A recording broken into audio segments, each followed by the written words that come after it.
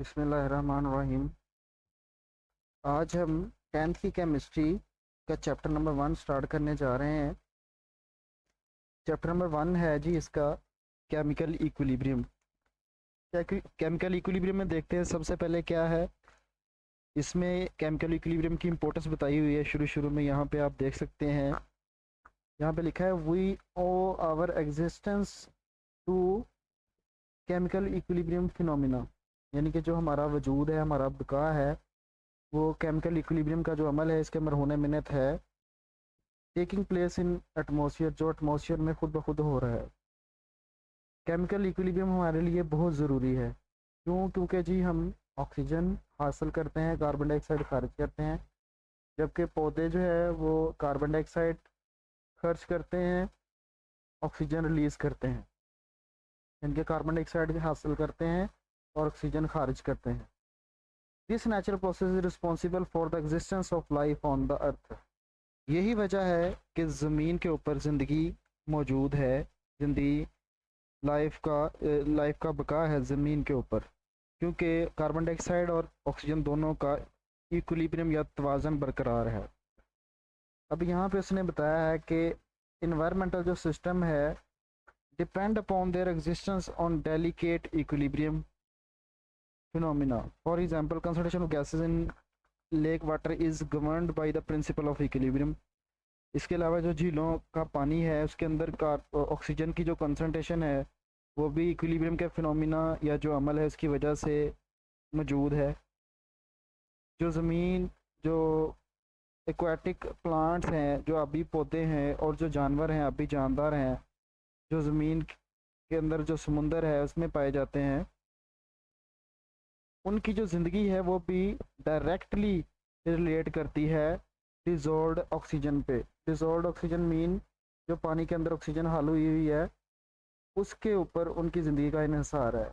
अगर ऑक्सीजन कम हो जाए या ऑक्सीजन बिल्कुल ही ख़त्म हो जाए पानी के अंदर जो हाल हुई हुई है, तो वो जो जानदार हैं, आबी जानदार जिसमें आबी पौधे भी और जानवर भी शामिल हैं, वो ज़िंदा नहीं रह सकते। आगे देखते हैं जी, reversible reaction and dynamic equilibrium क्या है।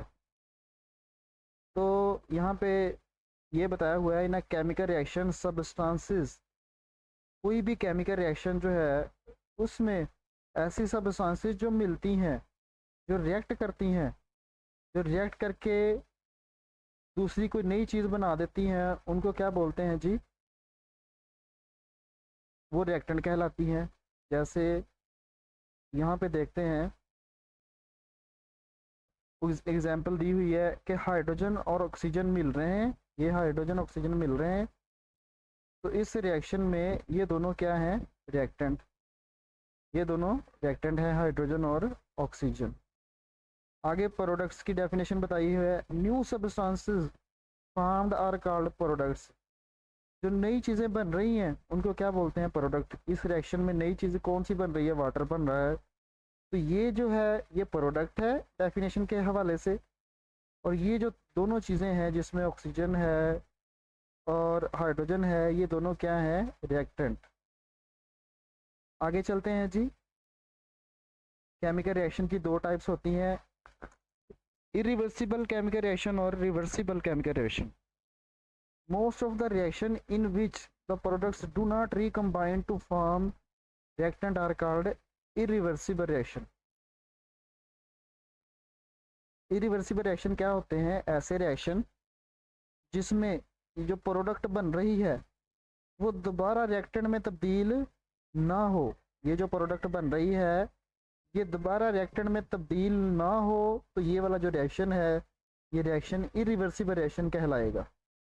यानी कि ऐसे रिएक्शन हैं जिसमें प्रोडक्ट दोबारा रिएक्टेंट में तब्दील नहीं होती, उन इस ऐसे रिएक्शन को हम कहते हैं इरिवर्सिबल रिएक्शन। आगे इसकी प्रॉपर्टीज़ बताई हुई हैं, they are suppose to complete, यानी कि ये वाले जो रिएक्शन है ये कंप्लीट समझे जाते हैं, मुकम्मल समझे जाते हैं। मुकम्मल क्यों समझे जाते हैं, क्योंकि इसमें रिएक्टेंट मिल के प्रोडक्ट बना देते हैं, प्रोडक्ट दोबारा रिएक्टेंट में तब्दील नहीं होते, इस वजह से हम कहते हैं जी ये रिएक्शन मुकम्मल हो चुका है। आगे है दूसरी प्रॉपर्टीज़ की कौन सी बताई हुई है, and are represented by putting a single arrow between the reactants and products.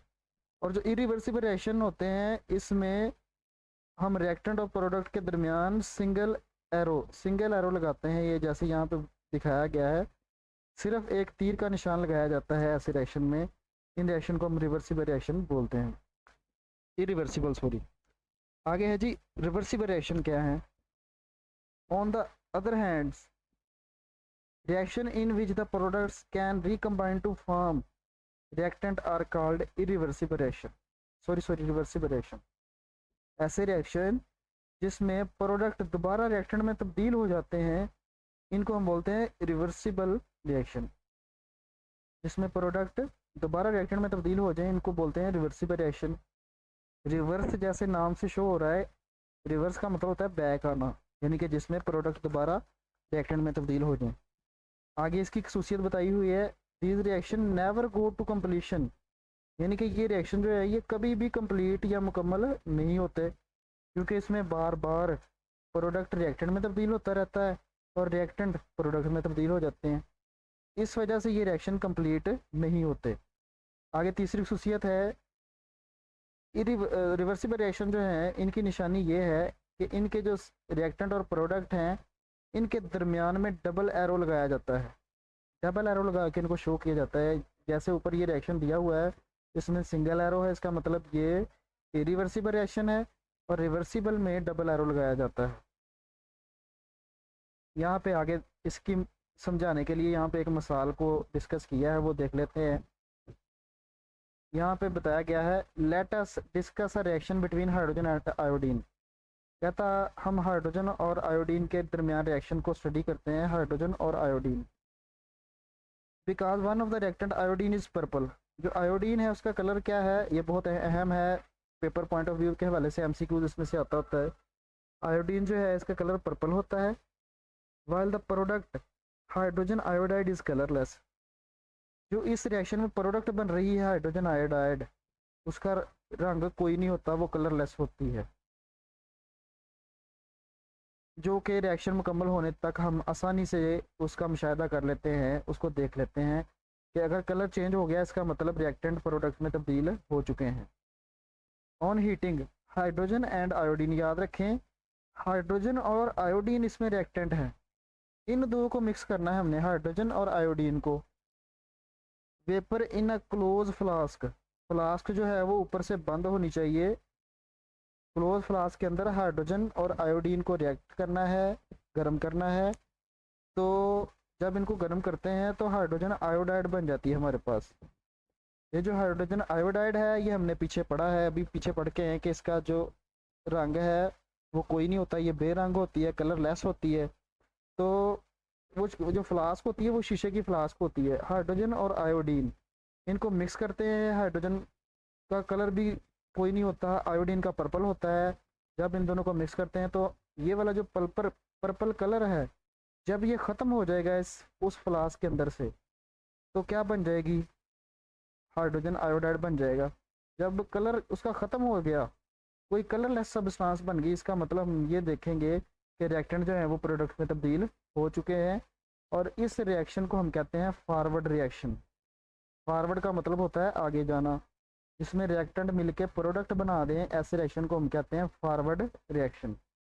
आगे देखते हैं, on the other hand while only hydrogen iodide is heated, दूसरी तरफ जब हम सिर्फ हाइड्रोजन आयोडाइड को हीट करते हैं, ये जो हाइड्रोजन आयोडाइड है उसी रिएक्शन के अंदर जो हाइड्रोजन आयोडाइड बनी थी ये वाली, इसको हमने क्या किया, अब गर्म करना शुरू कर दिया।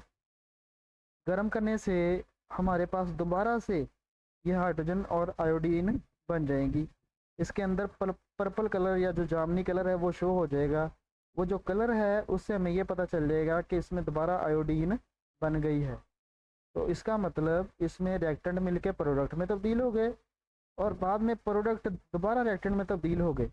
लेकिन एक बात माइंड में रखनी है, इस केस के अंदर जो हमने फ्लास्क यूज़ की है वो क्लोज है, क्लोज ऊपर से बंद है, यानी कि इसमें से कोई भी गैस बाहर रिलीज़ नहीं हो सकती। प्रोडक्ट रिएक्टेंट में तब्दील हो गए, पहले इनका कलर पर्पल था, ये कलरलेस हो गए, दोबारा हमने इनको हीट किया तो ये हाइड्रोजन आयोडीन में तब्दील हो गए, यानी कि दोनों रिएक्टेंट दोबारा से बन गए हैं। और इस रिएक्शन को हम रिवर्स रिएक्शन कहते हैं। रिवर्स का मतलब होता है बैक आना या वापस आना, यानी कि जिसमें ये वाला रिएक्शन वापस आ गया है, रिएक्टेंट में तब्दील हो गए हैं। ये देखें प्रोडक्ट दोनों रिएक्टेंट में तब्दील हो गए। आगे देखते हैं जी, एक और मिसाल दी है यहाँ पे, उसको एक्सप्लेन करते हैं कि कैल्शियम ऑक्साइड और हमारे पास है जी कार्बन डाइऑक्साइड। कैल्शियम ऑक्साइड और कार्बन डाइऑक्साइड को मिक्स किया, मिक्स करने के बाद कैल्शियम कार्बोनेट बन गया।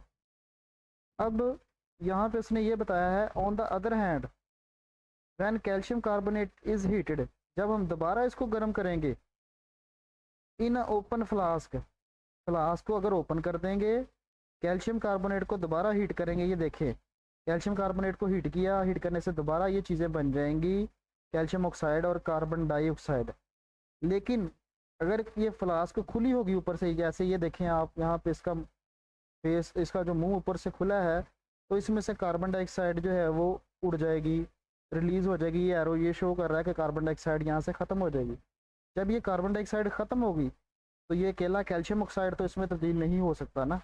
इसका मतलब उस केस में ये वाला रिएक्शन इरिवर्सिबल होगा। इरिवर्सिबल मीन ये दोबारा रिएक्टेंट में तब्दील नहीं हो सकेगा। इसमें ये वाला रिएक्शन यहाँ पे रुक जाएगा ओपन फ्लास्क के केस में। लेकिन अगर ये वाला रिएक्शन हम किसी बंद फ्लास्क के अंदर करवाएं, इसका ढक्कन यहाँ पे लगा देते हैं, तो ये वाला रिएक्शन रिवर्सिबल रिएक्शन होगा। इसमें क्या होगा, कैल्शियम कार्बोनेट को जब हम हीट करेंगे क्लोज फ्लास्क के अंदर, ये देखें यहाँ पे क्लोज फ्लास्क के अंदर जब हीट करेंगे तो कार्बन डाइऑक्साइड बनेगी, कैन नॉट एस्केप आउट, और वो बाहर नहीं निकल सकेगी। एज शोन इन फिगर 9.2, जिस तरह 9.2 की शक्ल इसमें दिखाया गया है कि ऊपर से क्लोज फ्लास्क है और इसमें से कार्बन डाइऑक्साइड बाहर नहीं निकल सकेगी। Carbon dioxide while carbon dioxide initially only decomposition goes on forward, शुरू में क्या होगा, यानी कि कैल्शियम कार्बोनेट की डिकम्पोजिशन होगी, बट आफ्टर अ वाइल, कुछ देर बाद जो कार्बन डाइऑक्साइड बनी थी वो दोबारा कैल्शियम ऑक्साइड के साथ मिल जाएगी और कैल्शियम कार्बोनेट बना देगी, और इस रिएक्शन को हम रिवर्स रिएक्शन बोलेंगे। यानी कि अगर फ्लास्क ऊपर से बंद कर दें तो ये वाला जो रिएक्शन है ये रिवर्सिबल हो जाएगा। ये नीचे आप देख सकते हैं, इसको दो तीर या डबल एरो से शो किया है। इसका मतलब ये वाला रिएक्शन जो है वो रिवर्सिबल है।